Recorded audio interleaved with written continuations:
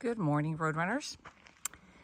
This is my second video here at Mountain Palm Springs Trail. There's a lot here to share with you, so I had to cut it up in a few episodes.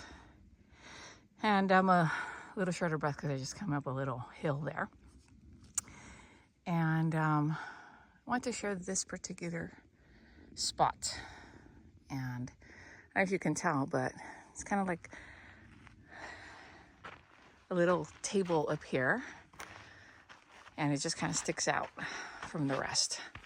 You can see that it's probably a dwelling for some of the desert dwellers, but I wanted to share something about this particular spot with you. And I love this rock, and over there, this oasis. I want you to get a view of that because I'm going to talk to you about it next week. That is church, guys. That's church. And I'm going to share with you why that's church. But first, our prayer rock. And let me find a spot where you won't see my shadow, because I want you to see it. And so, why do I love this particular desert trail? 20 years ago, so I'm going to tell you, right? 20 years ago, one of my kids was in 5th grade, and we had a trip to the same place. Mr. Smith, Tom Smith, which some of you might have heard of or even remember, if because he retired, but Mrs. Smith, who was his wife, they were Mr. Smith and Mrs. Smith were married. She was the principal and he was the 5th grade teacher.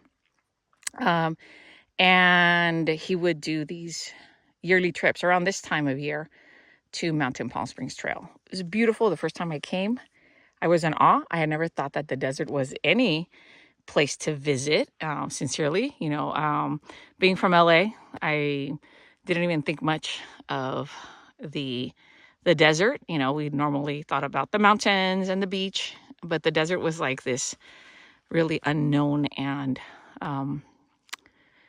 really, not welcoming place for my taste.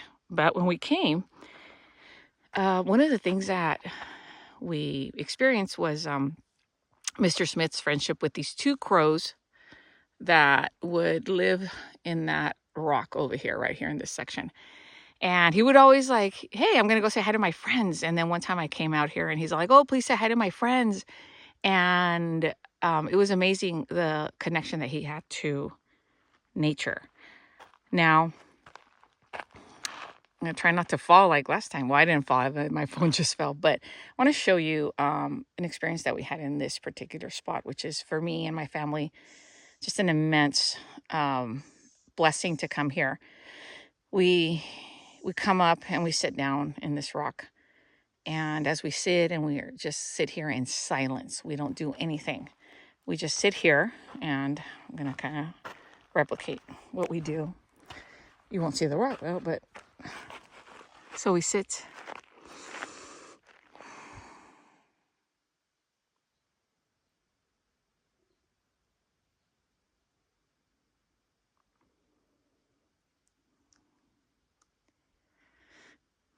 I really hope that one day you can come and experience this.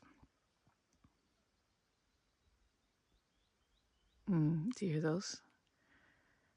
those birds chirping?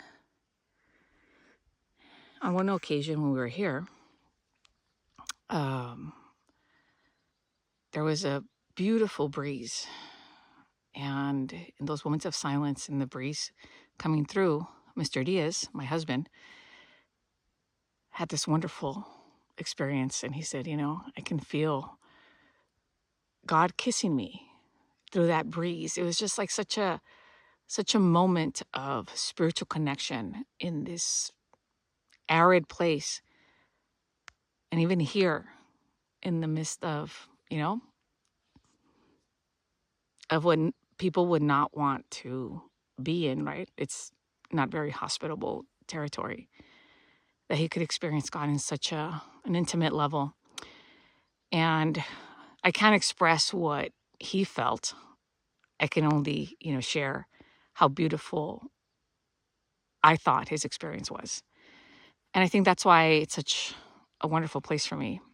And I always remember Mr. Smith, who brought me here the first time, and how I've brought my children, and we've continued to, make this a place of experience and experiencing the spiritual. And that is what I'm going to talk to you in our next video for next week.